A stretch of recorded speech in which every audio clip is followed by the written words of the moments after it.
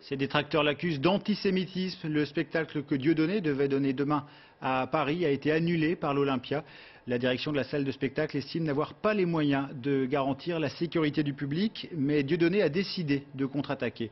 Alexandra Garde et Mélissa Montero.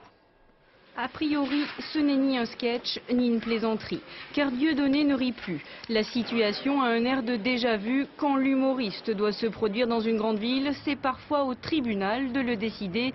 L'Olympia menace d'annuler son spectacle. Dieudonné a donc saisi cet après-midi la justice en référé, comme à Lyon, le 5 février. On reste serein. Bon, la situation est grave, compliquée. Il est clair que je me trouve dans une situation de censure qui assez ultime là, et qui aura des répercussions lourdes pour moi en termes professionnels. Des menaces écrites, des centaines de fax et d'appels anonymes ont effrayé l'Olympia, qui se souvient des violents incidents qui ont émaillé son dernier spectacle à Lyon. C'est depuis son dérapage, le 1er décembre, chez Marc-Olivier Fogiel, que Dieudonné est qualifié de raciste et d'antisémite. L'humoriste s'était alors transformé en rabbin nazi. Il incarne la haine raciale.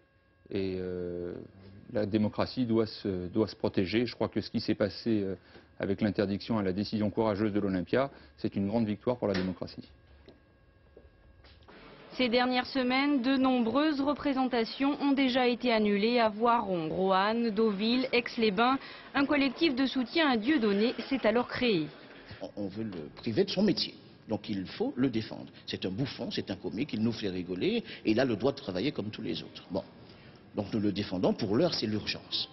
Le verdict est attendu d'une heure à l'autre, mais en cas d'annulation, Dieudonné manifestera quand même demain devant l'Olympia à 19 h.